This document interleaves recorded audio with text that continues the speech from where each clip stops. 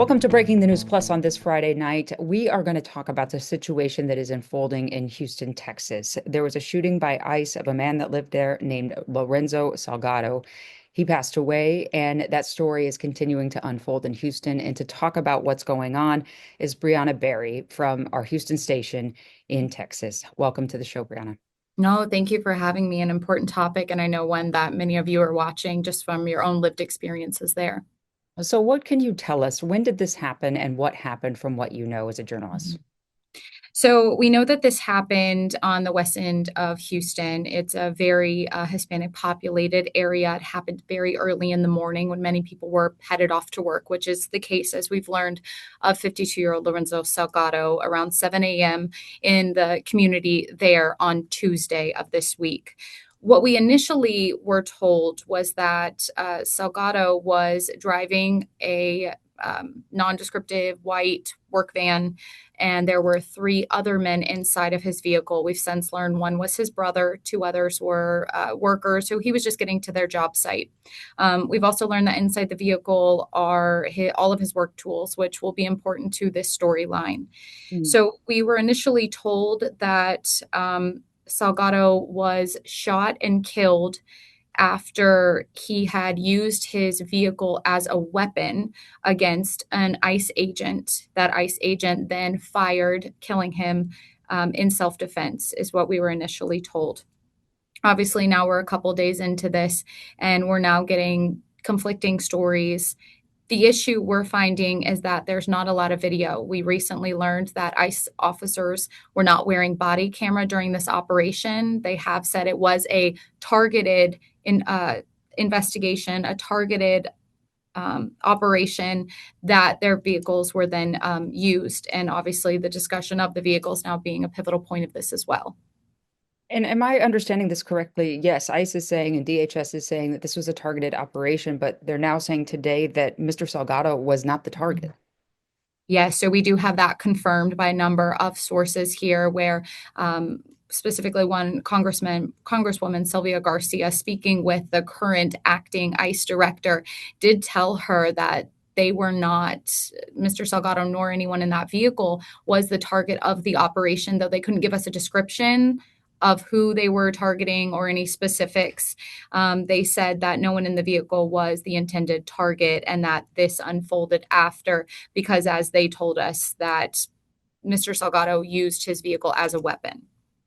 So they are claiming that Mr. Salgado used his vehicle as a weapon, but is there any video evidence to support that claim? As of this point, we do not have any, or none that has been released. Again, the ICE agents were not wearing body cam footage. And of course, so many different organizations, including Harris County District Attorney, so many advocacy groups asking the community to come forward with video, but understandably, not a lot has been given out.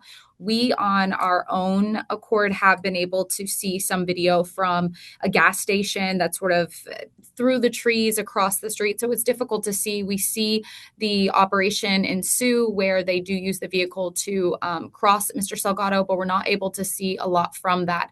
However, today we did hear from the attorney who is representing two of the detainees. And when I say detainees, I'm speaking about the three other men who were in the vehicle. Possibly at this point, the only other witnesses that we know of other than ICE agents.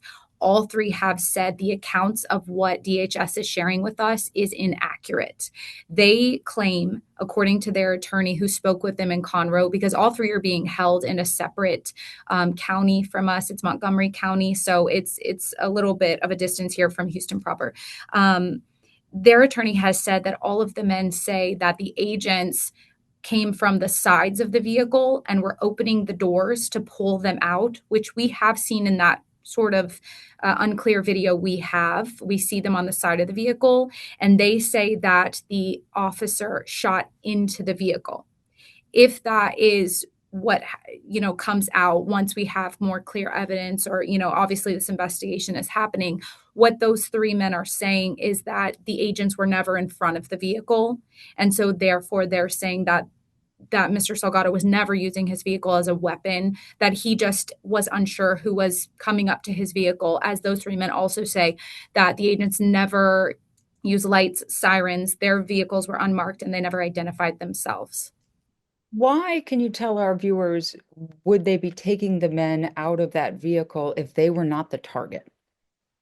And that's one of the questions that we've asked. That's the question that a lot of, leaders in our community are asking DHS, are proposing hire. They want to know. And, I will speak from what we've heard in a press conference that was held earlier today with Congresswoman Sylvia Garcia and the attorney for those men, along with DA Shantier. They all said this targeted operation seems that it was more targeted based on the way that the men looked, because they're saying if there's no clear reason why they were the ones they were trying to pull out of the vehicle, that doesn't add up to them, is what they're saying. Understood. And Mr. Salgado, what have you been able to learn about him? Is he documented? What is his history here in the United States? Sure. So, Mr. Salgado, as we've learned from his family, was in the process of getting his green card. His sons are U.S. citizens, and one of his sons was his sponsor. We've been told that he had been to several meetings with DHS, had given his fingerprints, had done his interviews. He'd lived in the U.S. for 35 years, and he had a business where he employed many people building homes around the area. They said he owned his home here, and from what we've heard from the community, was a very loving, kind man who, from what we've also been able to determine, had no criminal history.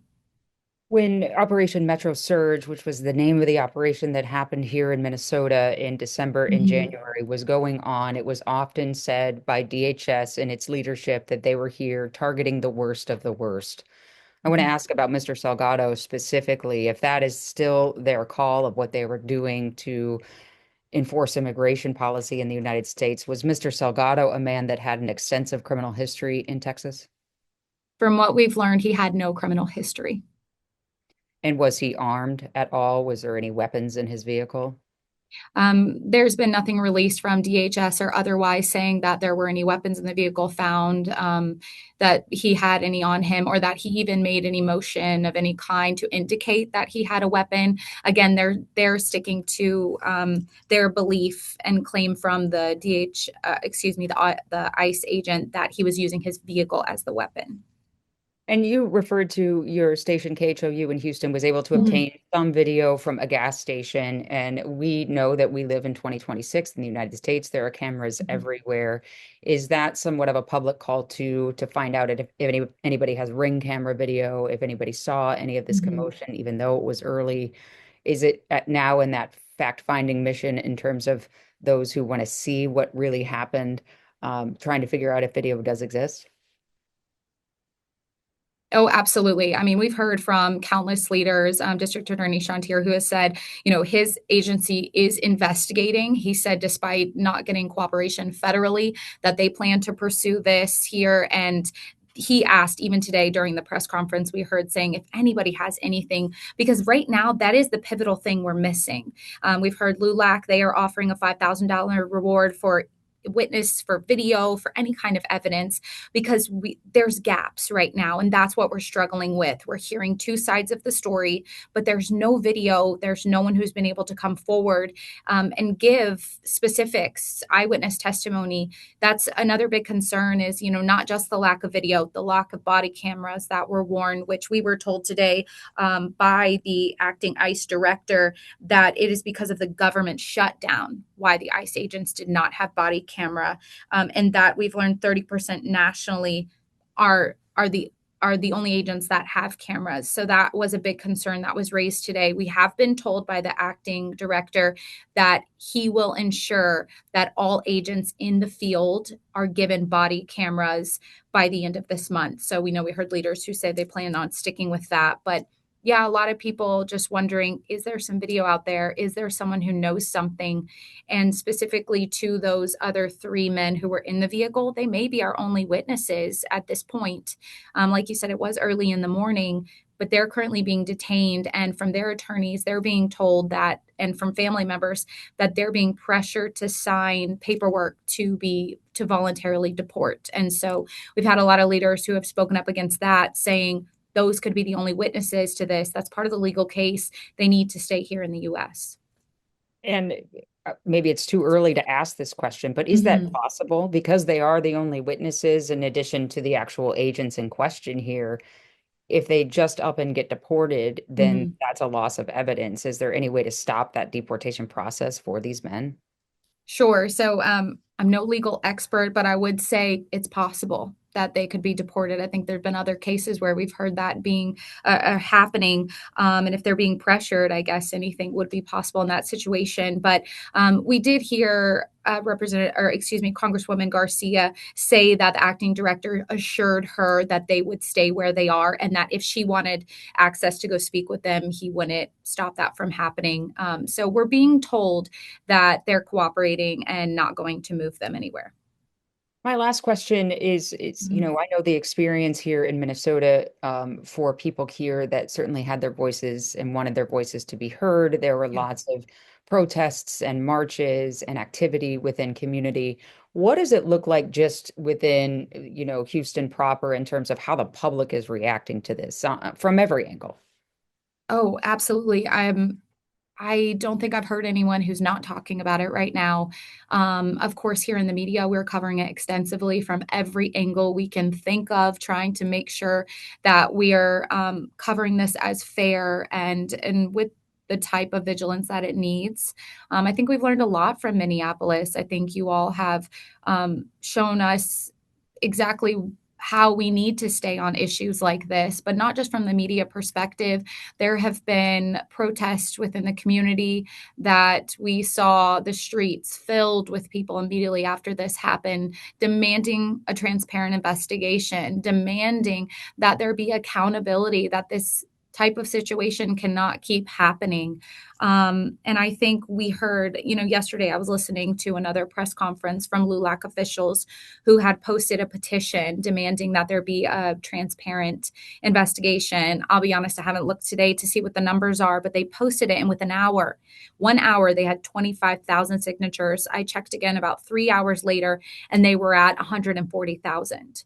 So I think that need is great. And I think people want answers and they want them fast in situations like this. They don't want it to be covered up.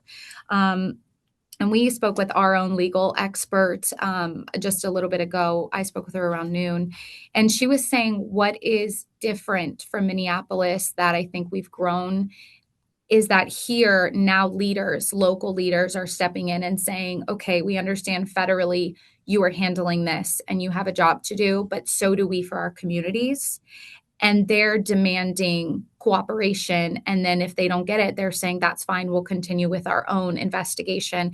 And she said she really feels like, after hearing from our DA here, who said he's looking into possible charges of murder, manslaughter, tampering with evidence, if that's where the evidence takes us, that this could end up with a grand jury because people want to see real change happening. Okay. Well, that's all I have for you tonight. I really Mm. appreciate you giving the perspective of what it's like on the ground in Houston and the area surrounding it with this shooting of Lorenzo Salgado in the Houston area. Brheanna Berry with KHOU, thank you so much for joining us on Breaking the News Plus. Thank you for having me.